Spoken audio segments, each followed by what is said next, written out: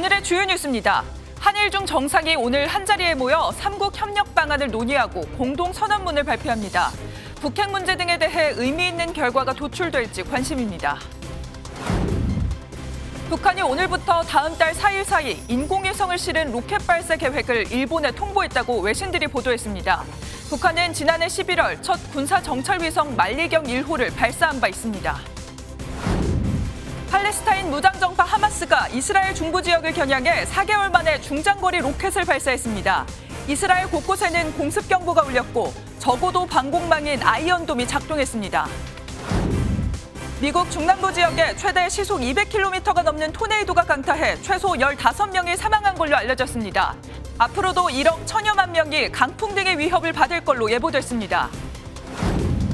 여야 원내대표가 오늘 김진표 국회의장 주재로 비공개로 만나 21대 국회 마지막 본회의 안건 등을 논의합니다. 최혜병 특검법 대표결의나 연금 개혁 등 쟁점 법안에 여야의 입장 차이가 커 이견이 좁혀질진 미지수입니다. 어제부터 전국에 내린 비는 아침에 대부분 그치겠습니다. 비가 그치고 바람이 불면서 다소 쌀쌀하겠지만 내일부터는 다시 낮더위가 이어지겠습니다. 시청자 여러분 안녕하십니까? 한일중 정상이 오늘 오전 회담을 가집니다. 이 자리에서 3국 정상은 공동선언문을 발표할 예정인데요. 북한의 핵 문제 등에 대해서 의미 있는 발표가 나올지 관심입니다. 어젯밤엔 일본과 중국 대표단을 환영하는 만찬도 열렸습니다. 오늘 첫 소식 이기종 기자가 전하겠습니다. 한일중 정상들이 만찬에 앞서 공연을 한 어린이 합창단을 격려합니다. 3국 다문화 어린이로 구성된 합창단은 일본과 중국의 대표 민요를 불렀습니다. 만찬장에는 3국 도예가들이 재료와 기법을 교류해 만든 작품이 전시됐습니다. 국립현대미술관 서울관에서 환영 만찬을 주재한 윤석열 대통령은 3국 정상들이 매년 만나 소통하길 기대한다고 말했습니다. 협력의 상징으로 3국이 힘을 합쳐 멸종 위기를 극복한 따오기의 사례도 언급했습니다. 한일중 정상들은 오늘 오전 3국 정상회의를 연 뒤 공동선언문을 발표합니다. 우리 측이 제안한 인적 교류와 기후변화 대응, 경제 통상 등 6대 중점 협력 분야를 논의하는 가운데 북핵 문제 등 안보 현안이 논의될지 관심입니다. 대통령실 고위 관계자는 앞서 8차례의 공동선언에서 한두 번을 빼고는 한반도 문제가 기술됐다면서도 이번엔 어느 정도 강도로 담길지 장담하긴 어렵다고 말했습니다. 또 중국과 양자회담에서 충분히 다루지 못한 안보 현안은 한일중 회담에서 대화를 이어나갈 것이라고 밝혔습니다.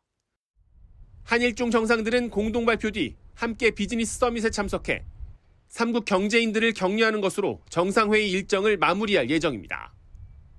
MBN 뉴스 이기종입니다. 한일중 정상회의 첫날인 어제 우리나라와 중국, 우리나라와 일본의 정상회담도 각각 열렸습니다. 윤석열 대통령은 중국엔 북한에 대한 역할을, 일본엔 라인 사태 관리를 당부했습니다. 이어서 김세희 기자입니다. 한일중 정상회의 첫 일정으로 한중 한일 양자회담이 시작됐습니다. 중국 총리의 방한은 2015년 리커창 총리 이후 9년 만, 리창 총리의 경우 취임 후 처음입니다. 한중 양자회담에서는 한중 외교안보 대화를 신설해 다음 달 첫 회의를 개최하기로 약속했습니다. 대통령실 고위 관계자에 따르면 회담에서 윤석열 대통령은 리창 총리에게 북한의 핵미사일 개발과 관련해 중국이 안보리 상임이사국으로 평화의 보루 역할을 해달라고 당부했습니다. 국제사회의 평화와 번영을 위해 긴밀하게 협력해야 한다고 생각합니다. 中方愿意同韩方一道继续努力，坚持做彼此信赖的友邻，相互成就的伙伴。 이어서 기시다 후미오 일본 총리와의 회담에서 윤 대통령은 먼저 라인야후 매각 사태에 대해 문제 제기를 한 것으로 전해졌습니다.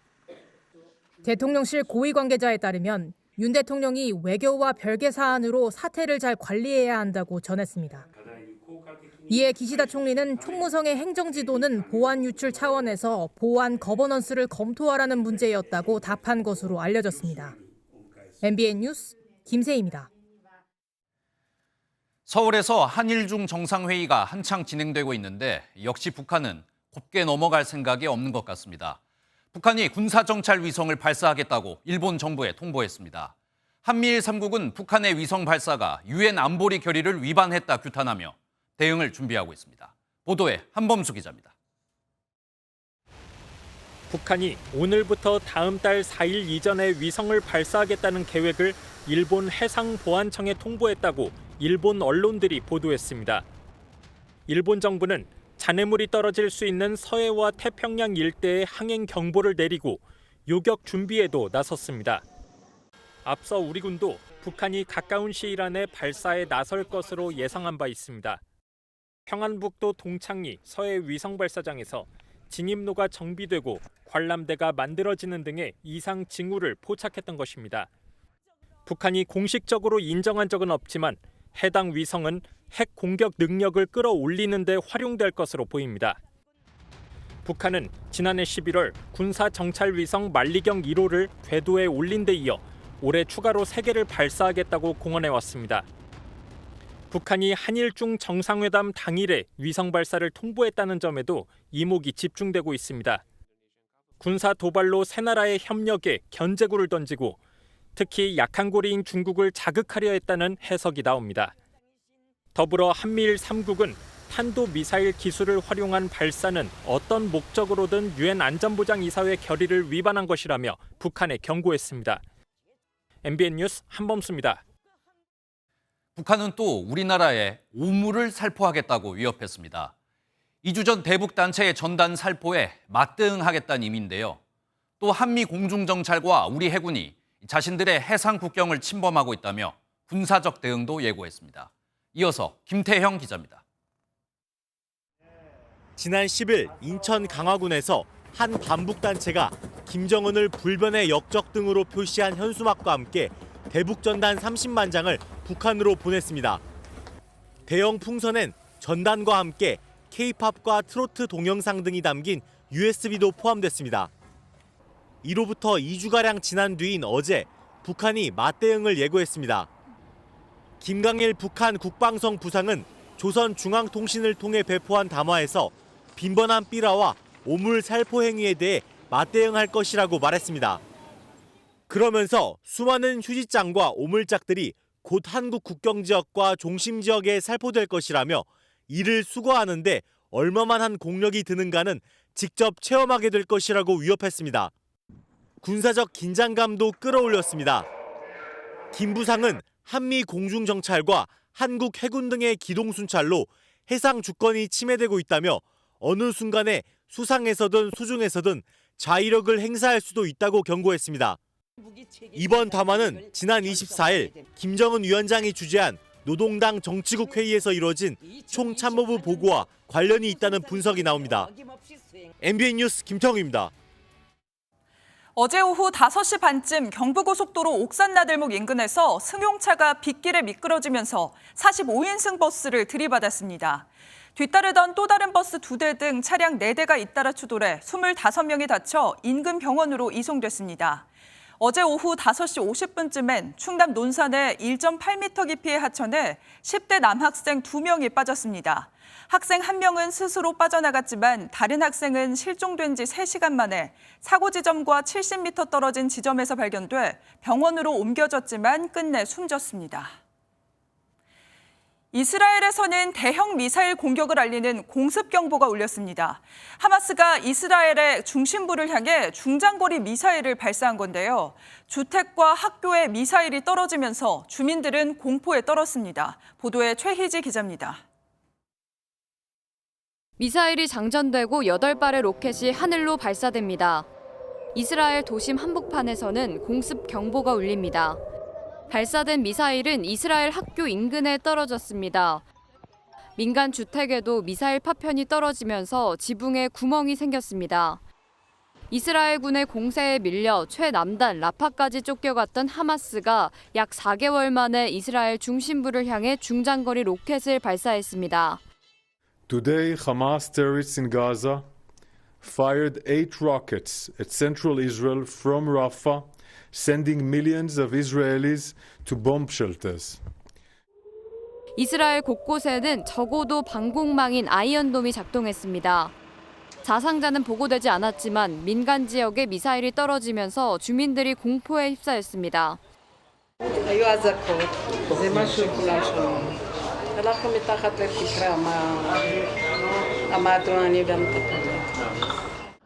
이스라엘은 국제사법재판소의 공격 중단 명령에도 라파 공습을 이어가며 최소 20명의 피난민이 목숨을 잃었습니다. 이스라엘과 하마스의 휴전협상 재개 움직임 속에 양측의 공세가 이어지면서 휴전협상은 타결도 어려울 거란 전망이 나오고 있습니다. MBN 뉴스 최희지입니다. 오늘 하루 중요한 일정을 소개해드리는 굿모닝 오늘입니다. 어떤 일정이 있는지 함께 살펴보겠습니다. 김진표 국회의장 주재로 추경호 국민의힘 원내대표와 박찬대 더불어민주당 원내대표가 비공개로 만납니다. 이 자리에서 김 의장이 합의를 주문한 연금개혁을 비롯해 최혜병 특검법 재표결 등 21대 국회 마지막 본회의 안건을 논의합니다. 국내 우주항공 사업을 총괄하는 우주항공청이 오늘부터 업무를 시작합니다. 우주항공청은 그동안 정부 주도로 진행한 국내 우주 개발을 민간 주도 형태로 자리 잡도록 지원하는 데 주력할 예정입니다. 다음 달 열리는 2026 북중미 월드컵 아시아 예선 2연전을 앞두고 축구대표팀 선수 명단이 오늘 발표됩니다. 김도훈 감독이 임시 지휘봉을 잡은 대표팀은 오는 6월 6일 싱가포르와의 원정 경기에 이어 닷새 뒤인 11일에는 중국과 홈 경기를 치릅니다. 지금까지 굿모닝 오늘이었습니다. 유명 트로트 가수 김호중 씨가 구속되면서 경찰은 강도 높은 수사를 이어가고 있습니다. 이런 상황에서 김호중 씨의 학교 폭력 의혹까지 제기돼 논란이 커졌는데요. 이 학폭 의혹을 폭로한 유튜버를 향해 살인 예고글까지 올라왔습니다. 보도에 심동욱 기자입니다. 음주운전을 하다가 사고를 내고 현장에서 달아나 구속된 가수 김호중 씨에 대해 강도 높은 경찰 수사가 이어지고 있습니다. 경찰은 아직 적용하지 않은 음주운전 혐의와 증거인멸 가담 여부를 입증하는 데 주력할 것으로 보입니다. 소주 3병 마셨다는 진술도 나왔는데 정확히 그날 몇 잔 마신 거예요? 죄송합니다. 반성하겠습니다. 사고 당일 김 씨의 혈중 알코올 농도를 측정하지 못한 상황인데 확보한 증거 등을 토대로 위드마크 공식을 활용할 계획입니다. 특히 김 씨의 자택과 소속사 등을 압수수색하며 확보한 자료와 휴대전화 등을 분석하고 관련 진술을 확보할 예정입니다. 한편 김 씨의 학교 폭력 의혹을 폭로한 유튜버에 대한 살인 예고글까지 올라와 논란이 되고 있습니다. 지난 22일 유튜브에 김 씨의 학교 폭력을 폭로하는 영상이 게시되자 24일 밤 인터넷 커뮤니티에는 영상 게시자를 찾아가겠다는 살인 예고글이 올라왔습니다. 게시글은 현재 삭제된 상태인데 해당 유튜버는 경찰서를 방문해 게시글 작성자를 고소하겠다는 입장을 밝혔습니다. MBN 뉴스 심동욱입니다. 자전거와 함께 길에 쓰러져 있던 남성을 쉬는 날 차를 타고 가던 공무원 부부가 구했습니다. 처음엔 힘들어서 쉬고 있나 싶어 그냥 지나쳤는데 뭔가 이상한 생각이 든다는 아내 말에 차를 돌려 심정지 상태였던 소중한 생명을 구했습니다. 자세한 내용은 박상호 기자입니다. 숲이 우거진 부산의 한 도로. 부부가 차를 타고 가는데 길가에 무언가가 보입니다. 소방관인 운전자는 수풀에 누워있는 남성을, 옆에 탄 아내는 넘어진 자전거를 봤습니다. 잠시 쉬는 줄 알고 무심코 지나쳤지만 문득 이상한 생각이 들었습니다. 쉬는 게 아닐 수도 있겠다고 생각을 하고 급한 일 없으니 보고 가자 그랬어요. 결국 부부는 차를 돌렸습니다. 쓰러진 남성은 불러도 대답이 없었습니다. 호흡도 없고 맥박도 없는 걸로 제가 판단했기 때문에 바로 그냥 저는 CPR을 했고요. 와이프가 바로 119로 바로 동시에 이제 신고를 한. 7분 만에 도착한 구급차로 병원으로 옮겨진 남성은 고비를 넘겼습니다. 가족분들한테 회복됐다 감사하다고 연락받고 너무 좋았습니다. 어쩌면 지나칠 수 있던 상황에서 작은 관심이 소중한 생명을 살렸습니다. 누구든 조금만 이상하면 관심 가지고 괜찮냐고 물어봐 주는 게 그냥 같이 사는 사람들 서로 해야 되는 일일 것 같아요. MBN 뉴스 박상호입니다. 세기의 이혼으로 불리는 SK그룹 최태원 회장과 아트나비센터 노소영 관장의 이혼 소송 2심 선고가 이번 주에 나옵니다. 이번엔 2조 원에 달하는 재산 분할이 인정될지가 관심사입니다. 우종환 기자의 보도입니다. 최태원 SK그룹 회장과 노소영 아트센터나비 관장 이혼 소송 2심 선고가 오는 30일 나옵니다. 최 회장의 외도로 이혼은 확정적인 만큼 최대 쟁점은 재산 분할입니다. 앞서 1심 법원은 이혼 책임이 있는 최 회장이 노 관장에게 위자료 1억 원을 주라고 선고했지만 재산 분할은 665억 원만 인정했습니다.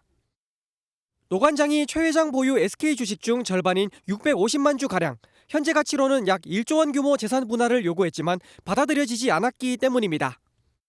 1심 법원은 SK 주식의 경우 최 회장이 부친인 고 최종현 전 회장에게 증여, 상속받은 것이므로 노 관장의 기여가 없다고 판단했습니다. 이에 노 관장이 항소했고 재산 분할 대상도 주식이 아닌 현금 2조 원으로 바꿨습니다. 비록 잃어버린 시간과 가정이 되돌릴 수는 없겠지만 이 사건을 계기로 해서 가정의 가치와 사회 정의가 설 수 있는 그런 계기가 되었으면 하는 바람입니다. 오늘 재판에 직접 출석하신 이유가 좀 궁금합니다. 이혼 소송 경험이 많은 한 전직 부장판사는 2조 원 중 수천억 원 정도는 재산 분할 대상으로 인정될 수도 있다고 본다고 밝혔습니다. MBN 뉴스 우종환입니다. 이번 주에 검찰의 중간 간부 인사가 발표됩니다. 김건희 여사의 명품 가방 수수 의혹에 대한 수사 지휘를 누가 맡을지에 관심이 쏠리고 있습니다. 이혁재 기자입니다. 법무부는 지난 24일 검찰 인사위원회를 열고 이번 주 차부장 검사 인사안을 발표하기로 결정했습니다. 공석인 서울중앙지검 차장검사 4자리를 빠르게 채우면서 사법연수원 34기 가운데 일부 검사를 차장검사로 보임할 예정입니다. 이번 인사에서 김건희 여사의 명품 가방 수수 의혹 수사를 담당하는 중앙지검 1차장과 1차장 산하 형사 1부장 자리에 누가 올 것인지 관심이 쏠립니다. 검찰은 오는 30일 최재형 목사에게 명품 가방을 구입해 전달한 서울의 소리 이명수 기자를 소환하고 하루 뒤에는 최 목사에 대한 추가 조사를 진행할 예정입니다. 서울의 소리 측은 지난 23일 최 목사가 김 여사와 나눈 국정자문위원 인사청탁 등에 관한 카카오톡 대화 내용을 공개했는데 검찰은 이후 최 목사 측에 관련 자료들을 제출해달라고 요청했습니다. 김 여사의 명품 가방 수수 과정은 물론 추가 선물을 받은 경위, 청탁 여부 등도 규명하려고 속도를 내고 있는 겁니다. 중간 간부 인사가 발표된 뒤 김 여사에 대한 조사 여부와 방식이 결론이 날지도 초미의 관심사입니다. 인사 대상자들의 부임 날짜는 다음 달 3일이 유력합니다. 법무부가 이번 인사에서 조직 안정성을 강조한 만큼 주요 수사를 맡고 있는 부장검사의 유임 가능성도 배제할 수 없습니다. MBN 뉴스 이혁재입니다. 지난달 우리나라에서 중국으로 간 판다 푸바오가 중국에서 열악한 환경, 푸대접을 받고 있다는 의혹이 나오고 있습니다. 푸바오로 추정되는 판다의 사진이 공개됐는데 이마와 목덜미에 털이 듬성듬성한 모습입니다. 누리꾼들은 탈모 아니냐, 목줄을 채운 것 아니냐는 우려를 쏟아내고 있습니다. 이승훈 기자입니다. 지난 3월 한국에서 일반에 공개됐던 판다 푸바오의 마지막 모습입니다. 이마도 목덜미도 털이 빼곡하고 윤기가 흘러 딱 봐도 상태가 건강해 보입니다. 그런데 최근 푸바오로 추정되는 판다를 가까이서 촬영한 사진이 중국 SNS에서 잇따라 공개되면서 논란입니다. 사진에는 누군가 손을 뻗어 판다에 먹이를 주는 듯한 장면이 담겼고 지저분한 시멘트 바닥도 눈에 띕니다. 특히 판다의 목 부분에 눌린 자국과 함께 이마엔 탈모 흔적까지 발견됐습니다. 중국 누리꾼들은 푸바오에게 목줄을 채운 것 아니냐, 푸바오가 비공개 접객에 이용된 것 아니냐, 푸바오에게 넓은 정원을 제공한다더니 웬 지저분한 시멘트 바닥이냐며 의혹을 제기했습니다. 그러자 센터 측은 공식 SNS를 통해 1분 남짓한 영상을 올린 뒤 현재 관계자가 아닌 사람이 들어가 푸바오를 만지거나 먹이고 촬영한 정황은 없는 것으로 확인됐다고 밝혔습니다. 이어 푸바오가 창을 통해 이웃 판다와 소통하며 사육사들의 면밀한 관찰도 가능하게 하는 등 점점 상황에 적응해 나가고 있다고 전했습니다. MBN 뉴스 이승훈입니다.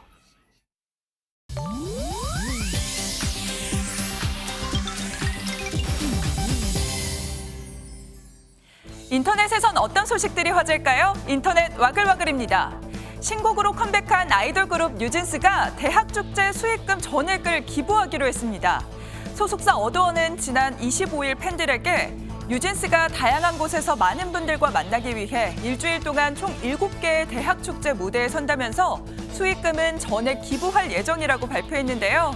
뉴진스의 새 싱글 하우스위트는 국내 주요 음원 사이트 최상위권은 물론 일본 오리콘 데일리 싱글 랭킹 1위, 글로벌 음원 플랫폼 스포티파이에서는 11개 국가 데일리 톱송 차트 순위권에 올라 화제가 됐습니다. 음반은 발매 첫날에만 81만 장이 넘게 팔렸습니다. 뉴진스는 어도어 민희진 대표와 하이브의 대립 속에서도 여전히 뜨거운 인기를 얻고 있는데요. 최근 대학 축제의 연예인 섭외 비용이 지나치게 비싸다는 비판 속에 수익금을 전액 기부하기로 해서 눈길을 끌고 있습니다. 방송인 조세호 씨가 미국 메이저리그 뉴욕 매치 홈구장 마운드에 깜짝 등장했습니다. 조세호 씨는 한국 시간으로 25일 뉴욕 매치와 샌프란시스코 자이언츠의 경기에 시구자로 나섰는데요. 경기 직전 뉴욕 매치 공식 SNS에 유니폼을 입고 영어로 인사를 전한 조세호 씨는 마운드에 올라 포수에게 모자를 벗어 깍듯하게 인사를 한 뒤 공을 던졌고 뉴욕 매치의 홈팬들에게 큰 박수를 받았다고 합니다. 구단은 공식 SNS에 훌륭한 시구라는 코멘트와 함께 조세호 씨의 시구 영상을 남기기도 했는데요. 뉴욕 매치는 지난해 한국의 밤 행사를 기념해 배우 이서진 씨를 초청해 시구를 맡겼는데 당시 반응이 좋아서 올해 한국에서 조세호 씨를 초청하게 됐다고 하네요. 일본에서는 곰이 사람을 습격하는 일이 빠르게 늘어나면서 곰에 대한 총기 사용 규제를 개정하는 방안이 검토되고 있습니다. 현재 언론에 따르면 최근 일본 환경성 주최 전문가위원회에서 이런 내용을 담은 법률 개정안을 발의해야 한다는 제안이 나왔는데요. 현행법은 경찰의 허가 없이 대형 동물에게 총을 사용하는 게 금지돼 있고 경찰의 허가도 사람의 생명이 위태로운 상황으로 제한돼서 현장에서 빠른 대처가 어려운 상황이라고 합니다. 지난해 일본에서 곰에게 피해를 당한 사람은 219명으로 역대 가장 많았다고 하는데요. 전문가들은 지구온난화로 먹을거리가 부족해져 굶주린 곰들이 겨울잠에서 일찍 깨어나 주택가까지 내려오고 있다는 분석을 내놨다고 하네요. 인터넷 와글와글이었습니다. 연금 개혁안을 놓고 여야가 충돌하는 상황에서 김진표 국회의장이 21대 국회가 문을 닫기 전 연금 개혁을 일부라도 처리하자는 제안을 내놨습니다. 사실상 민주당의 손을 들어준 건데요. 먼저 표선우 기자입니다. 연금 개혁안을 두고 김진표 국회의장은 21대 국회 임기 내에 반드시 처리돼야 한다는 입장을 분명히 했습니다. 김 의장은 모수개혁에 대해 어려운 합의를 했는데 이 기회를 살리지 않는 건 죄라며 21대 국회에서 모수개혁을, 구조개혁은 22대에서 하자고 제안했습니다. 모수개혁과 구조개혁을 모두 함께 하자는 주장은 억지 주장이라고도 말했습니다. 합의를 했는데 이 기회를 살리지 않는 것은 국회가 헌법상의 의무를 해태하는 것이다. 구조개혁을 이유로 모수개혁을 미루는 거 이건 논리적으로 타당하지가 않습니다. 앞서 민주당의 소득대체율 44% 수용안에도 구조개혁 없이는 합의할 수 없다며 거부한 국민의힘을 반박하며 사실상 민주당 손을 들어준 겁니다. 김 의장은 17년 만에 찾아온 연금개혁 골든타임을 놓칠 수 없다며 여야 합의가 이루어진다면 21대 임기 내에 개혁안 처리를 위한 원포인트 본회의도 가능하다고 밝혔습니다. 다만 김 의장은 국회법 절차에 따라 여야 합의 없이 개혁안이 본회의에 상정될 수는 없다며 민주당의 단독 처리 가능성은 일축했습니다. MBN 뉴스 표선우입니다. 앞서 보신 김진표 국회의장의 연금 일부 개혁 제안에 국민의힘은 반대 입장을 분명히 했습니다. 졸속 개혁은 안 된다며 22대 국회에서 처리하자 역제안을 했는데요. 이 대통령실도 연금 개혁은 22대 국회에서 논의해야 한다며 여당에 힘을 실었습니다. 이어서 최윤영 기자입니다.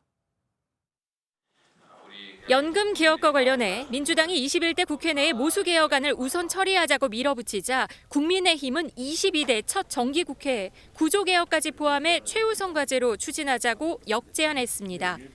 추경호 국민의힘 원내대표는 기자간담회를 열고 21대 임기 종료를 사흘 남겨둔 상황에서 떨이하듯 졸속으로 처리하기엔 연금 개혁이 너무 중요한 국정과제라며 정쟁과 시간에 쫓긴 어설픈 개혁을 하지 말자고 밝혔습니다. 22대 국회에서 여야정 협의체와 연금개혁 특위를 구성하여 청년과 미래 세대를 포함한 국민적 공감을 얻어가며 정기국회 내에서 처리할 것을 민주당에 제안합니다. 대통령실도 속도 조절에 나서는 여당에 힘을 실어줬습니다. 대통령실 고위 관계자는 기자들과 만나 연금 개혁은 모수 개혁과 구조 개혁 모두 필요한 과제라며 시간에 쫓기기보다는 22대 국회에서 충실히 논의하는 게 타당하다는 입장을 밝혔습니다. 21대 국회 막바지, 국민연금 개혁을 둘러싸고 여야의 줄다리기가 팽팽한 가운데 22대 첫 정기국회는 오는 9월 1일부터 최장 100일간 진행됩니다. MBN 뉴스 최윤영입니다.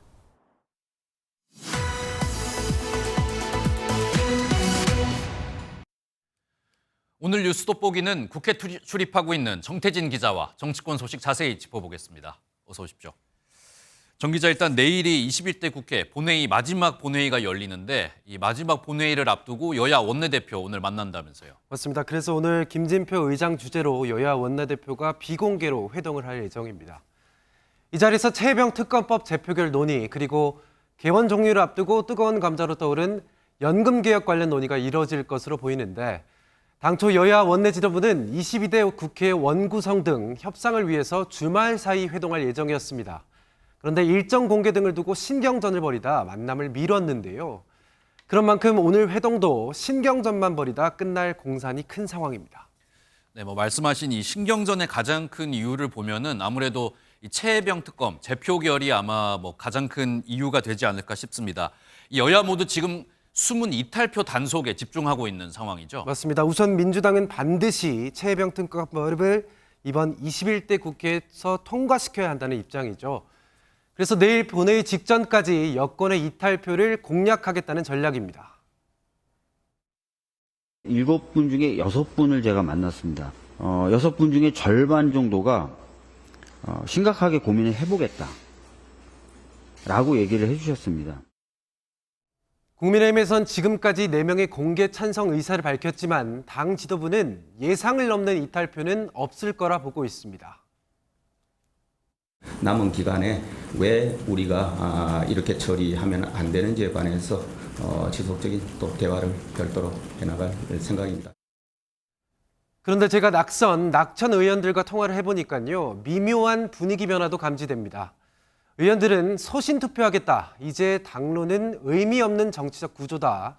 낙천자들 중심으로 찬성표가 더 나올 것이다. 이런 반응들을 보였습니다. 네, 이번엔 연금 개혁 이야기 한번 짚어보겠습니다. 김진표 국회의장이 이 원포인트 처리 이야기를 하기도 했어요. 21대 국회에서 처리하겠다. 이런 의지가 좀 강해 보이는데 가능한 상황입니까? 어떻습니까? 상황을 좀 지켜봐야 할 것 같습니다. 앞서 리포트에서 보신 것처럼 임기 종료를 앞둔 김진표 국회의장은 최혜병 특검보다 연금 개혁이 더 중요하다고 강조하면서 민주당의 손을 들어줬습니다. 21대 국회 내 처리에 강력한 의지를 가지고 있는 김 의장은 연금 개혁안만 처리하는 원포인트 본회의까지 꺼내들었습니다. 그러니까 오늘이나 모레에도 본회의를 열 수 있다는 겁니다. 하지만 앞서 리포트에서 또 보신 것처럼 일단 대통령실에서도 22대 처리를 원하고 있고 여당 내에서도 안철수, 유승민 등 국민의힘 중진들이 구조개혁 없이 모수개혁만 하면 청년 세대에 대한 배신이라며 거듭 반대하고 있는 상황입니다. 상황을 지켜봐야겠지만 연금 정국은 당분간 이어질 전망입니다. 네, 이번엔 여당 소식 한번 짚어보겠습니다. 이 국민의힘에서 새로운 당대표 뽑는 전당대회 그 선관위원장이 내정이 됐는데 지금 뒤에 보이는 이 서병수 의원이 내정이 된 것 같습니다. 이 내정이 됐다면은 전당대회 조금 빨라질 수도 있는 겁니까? 그럴 가능성이 보이고 있습니다. 국민의힘 차기 전당대회 선관위원장에 5선 서병수 의원이 내정됐습니다. 총선 패배 뒤 처음 열리는 전당대회인 만큼 국민의힘 비대위는 경험과 경륜을 갖춘 인물을 물색해 왔습니다. 특히 서 의원은 이번 4.10 총선에서 당의 지역구 재배치 요청으로 부산 북구갑에 출마했다가 낙선하며 희생한 경험이 있는 인물이기도 합니다. 전당대회 시기를 언제로 할 것이냐가 최대 큰 관심사인데 황우여 비대위원장은 전대 실무 작업에 필요한 시간이 최소 40일이라 밝힌 바 있습니다. 이번 달 말 선관위 구성이 완료되면 7월 중 전당대회도 가능하다는 관측이 나오고 있습니다. 네, 오늘 말씀 여기까지 듣겠습니다. 지금까지 국회팀 정태진 기자였습니다. 국회의원의 입법활동 대부분은 법안을 토론하고 다듬는 상임위원회를 통해 이뤄지죠. 여러 상임위가 있지만 유독 국회의원들 사이에서 가장 인기가 높고 서로 들어가겠다고 몰리는 상임위가 있다고 합니다. 이런 쏠림 현상이 왜 일어나는지 최돈희 기자가 취재했습니다. 국회 상임위 배정 문제는 매번 반복되었습니다. 어떠한 맥락과 사전 논의도 없이 저는 지망했던 기획재정위원회가 아닌 행정안전위원회에 배정되었습니다. 교섭단체인 거대 양당에 상임위 배정 우선권이 있다 보니 소수 정당엔 상임위 선택권이 없습니다. 때문에 전문 분야와 전혀 상관없는 상임위가 배정되기 일쑤입니다. 반대로 거대 양당은 인기 상임위로 가려는 의원들로 눈치 싸움이 치열합니다. 상임위별로 정원이 배 이상 차이 나게 된 것도 이 때문입니다. 22대 국회도 별반 다르지 않습니다. 여야 모두 인기 상임위로 알려진 국토위나 산자위 신청이 가장 많은 것으로 알려졌습니다. 철도나 도로, 재개발 같은 SOC 사업과 지역산업에 정치적 영향력을 발휘할 수 있는 곳으로 눈에 보이는 성과를 얻기 쉬운 곳입니다. 이렇게 많이 쏠리지 않거든. GTX도 있고 철도 때문에 그러는 것 같고 지방은 지역 민원 해결하기도 좋고 사업 복지도 이제 있고 하니까 결국 표가 된다는 건데 실제로 인기 상임위 소속 의원들의 국회 재입성 비율이 전체 평균보다 높은 것으로 나타났습니다. 법안과 정책 심사를 위한 국회 상임위가 의원들의 정치적 필요에 의해 운영되고 있다는 지적이 나오는 이유입니다. 어떤 공공자원을 어떻게 배분할 것인지를 논의하는 것인데요. 이것들이 지역 개발로 쏠릴 가능성이 굉장히 큽니다. 그래서 굉장히 위험한. 여야 모두 상임위 배정 기준으론 의정 계획이나 전문성에 앞서 선수와 지역 안배를 우선하고 있습니다. MBN 뉴스 최돈입니다. 21대 국회가 이제 이번 주면 끝이 납니다. 법안 처리율이 역대 가장 낮았다는 지적들도 나오지만 더 큰 문제는 헌법에 어긋나서 개정이 필요한 법률들이 있다는 겁니다. 당장 개정안을 통과시켜야 입법 공백을 메울 수가 있는데 시한을 지키지 않아도 딱히 페널티가 없다 보니까 쟁점 법안들의 밀리기 일쑤입니다. 정태훈 기자가 취재했습니다. 주문, 형법 제269조 제1항, 제270조 제1항 중 의사에 관한 부분은 모두 헌법에 합치되지 아니한다. 지난 2019년 헌법재판소는 여성의 자기결정권을 침해한다며 낙태죄 처벌 규정에 대해 헌법 불합치 결정을 내렸습니다. 입법 개정 시한을 2020년까지로 뒀지만 아직 제대로 된 논의는 이루어지지 않고 있습니다. 여전히 여성이 안전한 임신 중지권을 보장받는 일은 요원합니다. 4년의 시간 동안 국회가 책임을 방기한 까닭입니다. 개정 논의가 시급한 법률은 이뿐만이 아닙니다. 현재 헌법재판소가 개정하라고 판결한 법률은 30건이 넘는데 이 중 4건은 이미 개정 시한을 넘겼습니다. 야간 5개 집회를 금지한 집회시위법은 지난 2009년 위헌 결정이 내려졌지만 15년째 진척이 없고 이 밖에도 상정된 법안 없이 단순히 계류 중인 법률이 대부분입니다. 입법 개정을 강제할 수 없는 데다 과도한 정쟁에 힘을 쓰는 게 주된 원인으로 지목됩니다. 위헌적인 상황이 이제 방치가 되는 건데 국회가 가장 중요한 임무를 방기하고 있는 거다 이렇게 비판을 받아도 할 말이 없는 상황이 됩니다. 법안에 대해서 계속 상기시킨다거나 계속 의원들에게 이제 주시시키는 국회의원의 자발적인 참여에만 맡길 수 없는 만큼 신속한 후속 처리를 위한 시스템 마련도 고민할 필요가 있다는 지적도 나옵니다. MBN 뉴스 정태웅입니다. 미국 중남부 텍사스와 오클라호마 등에 강력한 토네이도로 인해 대규모 피해가 발생했습니다. 적어도 15명이 사망했는데 안타깝게도 어린이 2명이 포함됐습니다. 워싱턴에서 최중락 특파원입니다. 나무가 꺾여 넘어지고 건물 지붕은 날아가 버렸습니다. 하늘에서 바라본 광경은 폭격을 맞은 전쟁터와 유사합니다. 강한 바람에 차량은 전복됐습니다. We got a phone call that we had family that was here, and so I got here as fast as I could, and by the time I got here, they had already been taken. 텍사스주 쿡 카운티에서는 강한 토네이도가 이동식 주택단지를 관통하면서 7명이 목숨을 잃었습니다. 사망자 중에는 2살과 5살 등 어린이 2명이 포함됐습니다. 이처럼 텍사스와 오클라호마, 아칸소 등에서 강력한 폭풍과 토네이도로 현재까지 사망자는 적어도 15명에 달한다고 현지 언론은 전했습니다.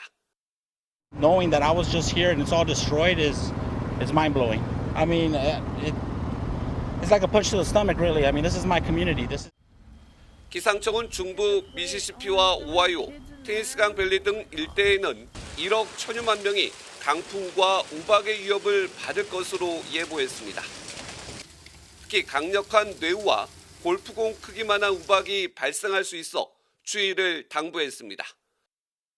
또한 강풍이 전력시설을 파손시켜 40만 가구에 대규모 정전이 발생해 피해 복구에도 시간이 걸릴 전망입니다. 워싱턴에서 MBN 뉴스 최중락입니다. 인도의 한 게임센터에서 큰 불이 나 수많은 사람이 목숨을 잃는 참사가 발생했습니다. 사고 당일은 주말인데다 여름방학이 시작된 시기여서 가족 단위의 방문객이 몰려 있었습니다. 지금까지 어린이 4명을 포함해 27명이 목숨을 잃었는데 아직 실종자 수습이 다 끝나지 않아서 희생자는 더 나올 걸로 보입니다. 보도에 강서영 기자입니다. 건물은 시뻘건 불꽃으로 뒤덮였고 검은 연기가 쉴 새 없이 솟아오릅니다. 물을 뿌려보지만 불길은 쉽게 잡히지 않고 구급차는 다급하게 사상자를 실어 나릅니다. 인도 서부 구자라트주 라지코트시의 한 게임 센터에서 불이 나 어린이 4명을 포함해 27명이 숨졌습니다. TRP करके वहाँ पे आग लगी है। तुरंत fire brigade की गाड़ियाँ वहाँ पहुँची, तुरंत वहाँ पे एम्बुलेंसेस पहुँची और आग को बुझाया गया। 당시 게임 센터에는 주말을 맞아 볼링과 트램펄린을 즐기러 온 가족 관광객 300명이 모여 있던 것으로 전해졌습니다. 건물이 불에 잘 타는 섬유 시트로 지어진 데다 입구가 무너지면서 사람들이 빠져나오지 못해 피해가 커진 것으로 추정됩니다. 현지 경찰은 아직 실종자가 남아 있어 사망자는 늘어날 수 있다고 밝혔습니다. We are trying to retrieve as many bodies as possible. As of now, around 20 bodies have been recovered and they have been sent to the hospital for further investigation. 인도 나렌드라 모디 총리도 SNS에 화재 희생자들에 대한 애도를 표한 가운데 현지 경찰은 게임센터 소유주 등 4명을 과실치사 혐의로 체포해 정확한 화재 원인을 조사하고 있습니다. MBN 뉴스 강서영입니다.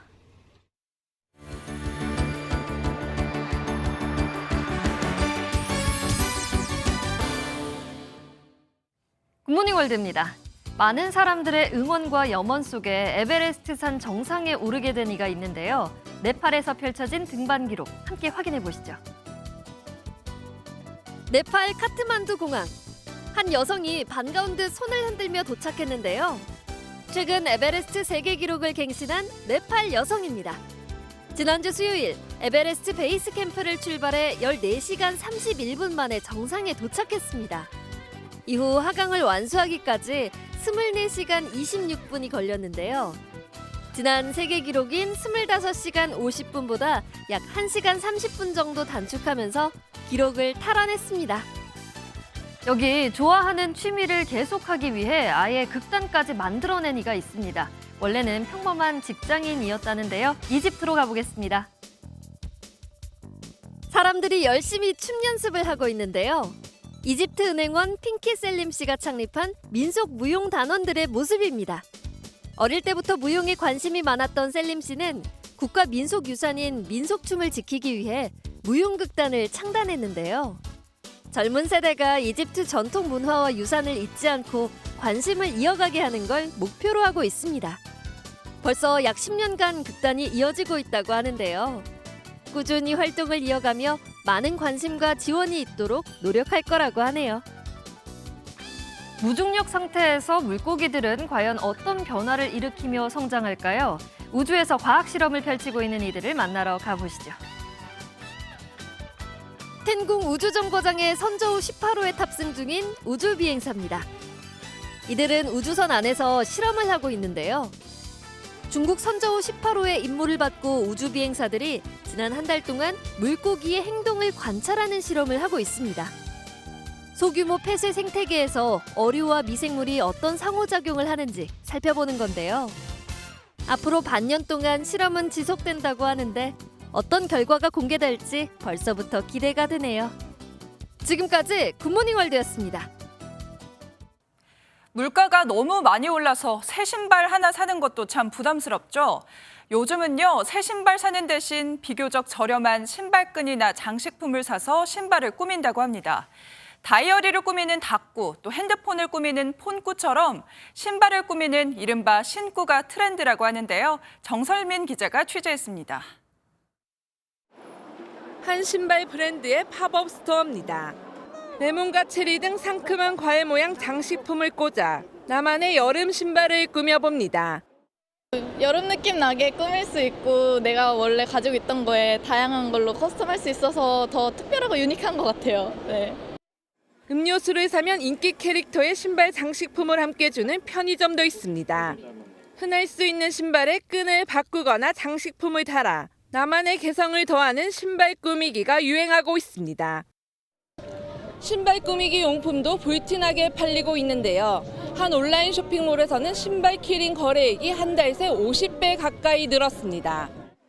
가방에 인형이나 리본을 주렁주렁 매다는 가방 꾸미기 열풍도 이어지고 있습니다. 새로 가방 사기에도 살짝 부담스러울 때도 있어서 그냥 기분 전환으로 키링으로 대신 살 때도 있는 것 같아요. 새 신발이나 가방을 사지 않더라도 작은 장식품 하나만 달아주면 새 물건을 산 듯한 기분을 느낍니다. 다이어리와 핸드폰에서 시작된 꾸미기 열풍이 고물가 속에서 다방면으로 확산하고 있습니다. MBN 뉴스 정설민입니다.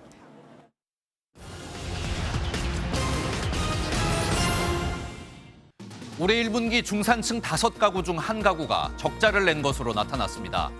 중산층으로 분류되는 소득 3분위, 4분위 가구 중 18.2%, 17.1%가 이 소득보다 지출이 많았는데요. 고물가, 고금리가 계속되며 소비와 이자 부담은 늘었지만 소득이 증가폭을 따라가지 못했다는 분석입니다. 여름이 시작되기도 전 벌써부터 모기가 찾아온 것 같습니다. 지난주 편의점 방충제 매출은 전주보다 최대 50% 넘게 늘어난 것으로 나타났는데요. 이 잦은 비와 이른 더위 때문에 이 모기들이 빨리 나타난 것으로 보입니다. 한국전력과 한국가스공사가 올해 1분기에만 벌써 1조 5천억 원이 넘는 이자를 낸 것으로 나타났습니다. 한전은 1조 1,500억 원, 가스공사는 4,100억 원의 이자를 냈는데요. 원가보다 낮은 가격에 전기와 가스를 공급 중이기 때문인데 이 추세라면 올해 이자는 최대 5조 원에 달할 전망입니다. 지금까지 굿모닝 경제였습니다. 파리올림픽 전 종목 석권을 노리는 양궁 대표팀이 경북 예천에서 열린 현대 양궁 월드컵 2차 대회에서 금메달 3개를 가져오면서 세계 최강의 면모를 과시했습니다. 활을 쏠 땐 진지했지만 경기가 끝나곤 장난스러운 모습도 보여주며 화기애애한 분위기를 자랑했는데요. 신영빈 기자가 다녀왔습니다. 취재진의 질문에 태극공사들이 장난스레 마이크를 주고받습니다. 석영. 아, 조용히 하고 있었는데.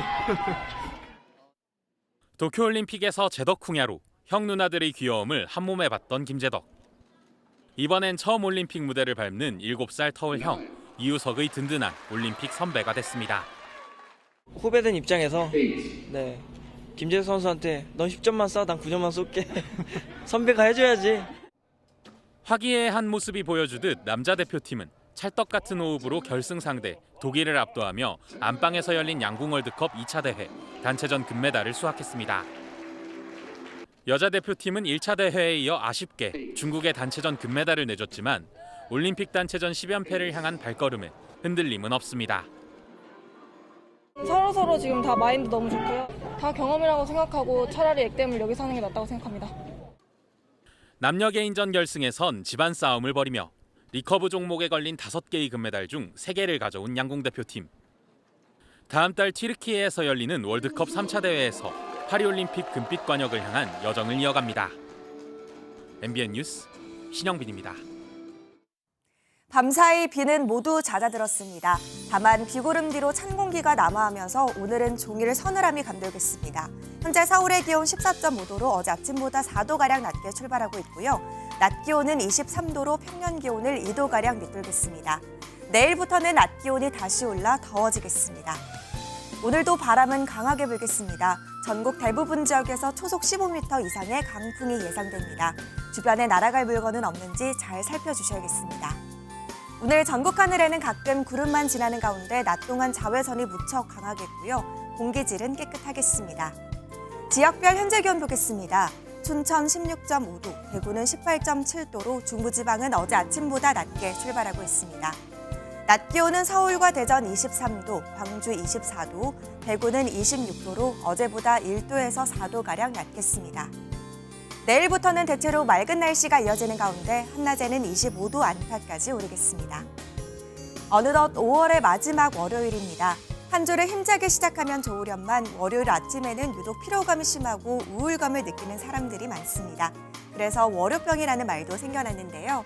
오늘 같은 날에는 호두와 연어 등 오메가3 지방산이 함유된 음식을 섭취하는 게 좋습니다.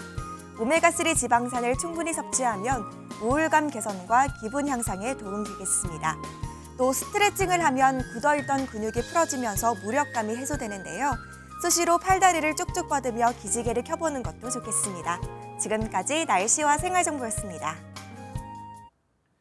월요일 아침 굿모닝 MBN 마치겠습니다. 오늘도 좋은 하루 보내시기 바랍니다. 고맙습니다.